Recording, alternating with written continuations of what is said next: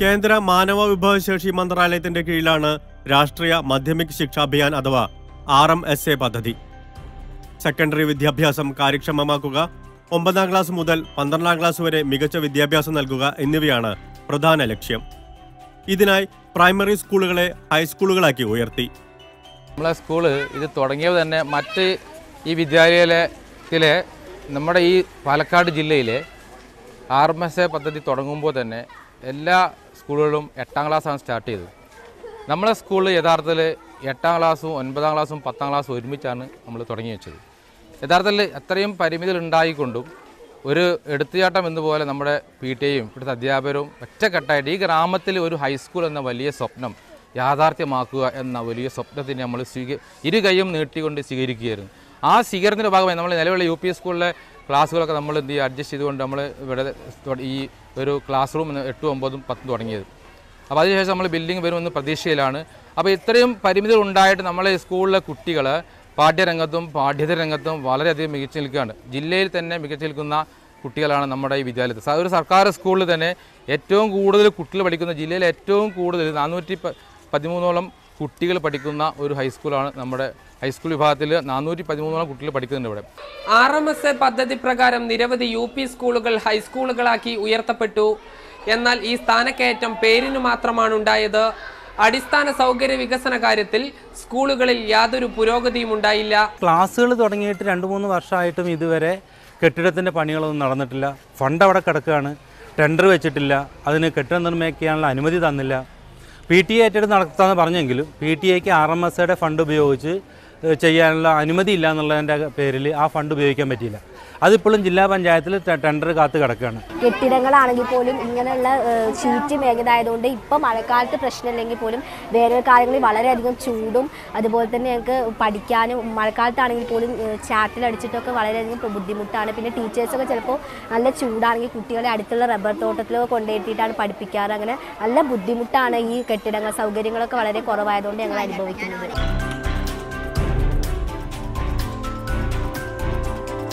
RMSA പദ്ധതി പ്രകാരം ഹൈസ്കൂളുകളാക്കി ഉയർത്തുന്നവയിൽ കൂടുതൽ ക്ലാസ് മുറികൾ ഉണ്ടാകും, ലാബുകളും ലൈബ്രറിയും ഉണ്ടാകും. കലാപഠനത്തിനായി ക്ലാസുകൾ നിലവിൽ വരും. ബാത്റൂമിനായി പ്രത്യേക ബ്ലോക്ക്, കുടിവെള്ളത്തിന് പ്രത്യേക സംവിധാനം തുടങ്ങി നിരവധി വാഗ്ദാനങ്ങളാണ് ഉള്ളത്.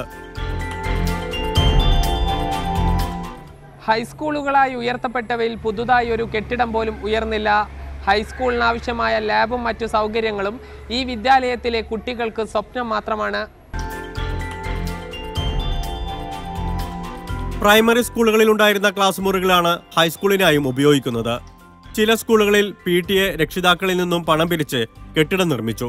പുതുതായി കെട്ടിടം നിർമ്മിക്കാൻ ചില ജില്ലകൾക്ക് ഫണ്ട് അനുവദിച്ചിട്ടുണ്ടെങ്കിലും ടെൻഡർ നടപടികൾ ആയില്ല. ഇപ്പം നിലവിലുള്ള അടിസ്ഥാന സൗകര്യങ്ങളെക്കുറിച്ച് പറയുകയാണെങ്കിൽ ക്ലാസ് റൂംസും മറ്റ് കാര്യങ്ങളും ഇത്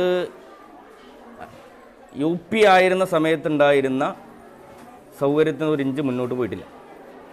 മാത്രമല്ല UP ആകുന്ന സമയത്തുണ്ടായിരുന്നത് 460ഓളം കുട്ടികളാണ്.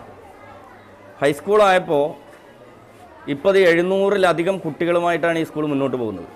അപ്പം 460 കുട്ടികൾ ഉപയോഗപ്പെടുത്തിയിരുന്ന ക്ലാസ് റൂംസാണ് ഇപ്പോൾ 700ഓളം വരുന്ന കുട്ടികൾ ഉപയോഗപ്പെടുത്തിക്കൊണ്ടിരിക്കുന്നത്.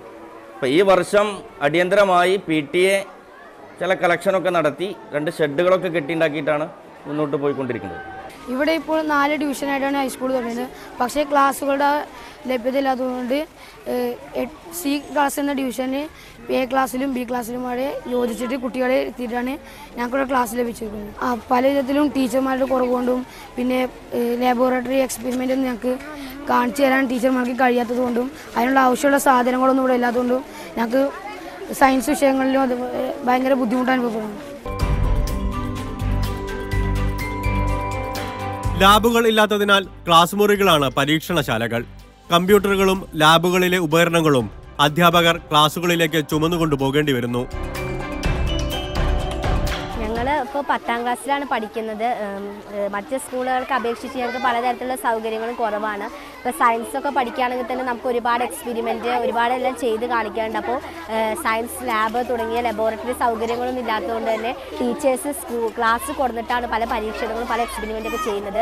അപ്പോൾ ഞങ്ങൾക്ക് അതിനുള്ള സംവിധാനങ്ങളൊന്നും ഇല്ലാത്തത് പലതും ഞങ്ങൾ പലതും കാണാതെ പോകേണ്ട ഒരു അവസ്ഥയാണുള്ളത്. അതുപോലെ തന്നെ IT ലാബാണെങ്കിലും പല സാങ്കേതിക വിദ്യകളുടെയും കുറവുകൊണ്ട് തന്നെ IT-ക്കൊക്കെ ടീച്ചേഴ്സ് ക്ലാസ് വെക്കുന്നത് എല്ലാവർക്കും IT-യുടെ കമ്പ്യൂട്ടേഴ്സ് കുറവായതുകൊണ്ട് തന്നെ ശനി ഞായർ അങ്ങനത്തെ ദിവസങ്ങളിലൊക്കെ ഞങ്ങൾക്ക് ക്ലാസ് എടുക്കേണ്ട വളരെയധികം ബുദ്ധിമുട്ടേണ്ട ഒരു അവസ്ഥയാണ്. ഇപ്പോൾ 10th ആയതുകൊണ്ട് തന്നെ നമുക്ക് ഒരുപാട് പഠിക്കാനുണ്ട്, ഒരുപാട് കെയർ ചെയ്യേണ്ടതാണ്. പക്ഷേ അതിനുള്ള അത്തരം കെയറിംഗ് ഒന്നും കിട്ടാതെ പോകേണ്ട ഒരു അവസ്ഥ വരുന്നത്. ബാത്റൂമിനായി പ്രത്യേക ബ്ലോക്ക് വാഗ്ദാനം ചെയ്യുന്ന RMSA സ്കൂളുകളിലെ കുട്ടികൾ പ്രാഥമിക കൃത്യങ്ങൾക്കായി പ്രയാസം അനുഭവിക്കുകയാണ്. പെൺകുട്ടികൾക്കൊക്കെ വേണമെങ്കിലും ആവശ്യത്തിന് ബാത്റൂം സൗകര്യം ഇല്ലാത്തതിനാൽ പലരും ടീച്ചേഴ്സ് ടോയ്ലറ്റൊക്കെയാണ് യൂസ് ചെയ്യുന്നത്. അതുപോലെ തന്നെ ചെറിയ കുട്ടികൾക്ക് ഉള്ളതുപോലെ നമുക്ക് ആവശ്യത്തിന് അത്യാവശ്യം മുതിർന്ന പെൺകുട്ടികൾക്ക് വേണ്ട ബാത്റൂം സൗകര്യങ്ങളൊന്നും ഇവിടെ കുറവാണ്. RMSA സ്കൂളുകളിൽ അധ്യാപകരെ നിയമിക്കാത്തത് PTA-ക്കാണ് തലവേദനയാകുന്നത്. സൗജന്യ വിദ്യാഭ്യാസം നൽകുന്ന സർക്കാർ സ്കൂളുകൾ പോലും വിദ്യാർത്ഥികളിൽ നിന്നും പണം വാങ്ങിയാണ് അധ്യാപകർക്കുള്ള ശമ്പളം നൽകുന്നത്. KER പ്രകാരം ഹൈസ്കൂളുകളിൽ 13 അധ്യാപകർ ഉണ്ടാകും. എന്നാൽ RMSA സ്കൂളുകളിൽ ആകെയുള്ളത് 6 അധ്യാപകർ. ഇംഗ്ലീഷ്, അറബി, ഉറുദു, സംസ്കൃതം തുടങ്ങിയ ഭാഷാ വിഷയങ്ങളിൽ അധ്യാപകരെ നിയമിക്കാൻ RMSA പദ്ധതി പ്രകാരം വകുപ്പില്ല. 6 അധ്യാപകരെ PSC നിയമിച്ചിട്ടുണ്ട്. പക്ഷേ ഇവിടെ വേണ്ടത് 13 അധ്യാപകരാണ്. ബാക്കിയുള്ള 7 അധ്യാപകർക്ക് കുട്ടികളിൽ നിന്ന് പിരിച്ചെടുത്തിട്ടാണ് നമ്മൾ ശമ്പളം കൊടുക്കുന്നത്. അത് വലിയൊരു പ്രതിസന്ധിയാണ്. ഓരോ വർഷം നമ്മൾ അവസാനിക്കും എന്നാണ് വിചാരിക്കുന്നത്. പക്ഷേ ഇതുവരെയായിട്ടും ഈ പ്രതിസന്ധി പരിഹരിച്ചിട്ടില്ല. UP സ്കൂളിലെ അധ്യാപകരാണ് ഹൈസ്കൂളിലും ക്ലാസുകൾ എടുക്കുന്നത്. ഇത് UP സ്കൂളുകളിലെ കുട്ടികളുടെ പഠനത്തെയും പ്രതികൂലമായി ബാധിക്കുന്നു. കാരണം നമുക്ക് ഇപ്പോൾ തന്നെ 1:30, 1:35, 1:40 ഇതാണ് അനുപാതം. ഇവിടെ 1:62 ഡിവിഷൻസ് ഉണ്ട്. അപ്പോൾ അത് ഭയങ്കര പ്രശ്നമാണ്. അപ്പോൾ ഇങ്ങനെയുള്ള പരിമിതികളുണ്ടെങ്കിലും ഇപ്പോൾ 10ാം ക്ലാസ്സിലാണെങ്കിൽ 1:54 വരുന്നത്. 54 കുട്ടികൾക്ക് ഒരു അധ്യാപകനാണ്. അപ്പോൾ അതുകൊണ്ട് തന്നെ നമുക്ക് ഈ കുട്ടികൾ ഇടതിങ്ങി ക്ലാസ്സിലിരിക്കേണ്ട ഒരു അവസ്ഥയുണ്ട്. അപ്പോൾ ഭൗതിക സാഹചര്യങ്ങൾ വളരെ നന്നായിട്ട് അലട്ടുന്നു. RMSA പദ്ധതിയുടെ മേൽനോട്ടത്തിനായി എല്ലാ ജില്ലകളിലും പ്രത്യേക ഓഫീസർമാരെ നിയമിച്ചിട്ടുണ്ട്. രാജ്യത്തെ പിന്നോക്കം നിൽക്കുന്ന പ്രദേശങ്ങളെ തെരഞ്ഞെടുത്താണ് പദ്ധതി തുടങ്ങിയത്.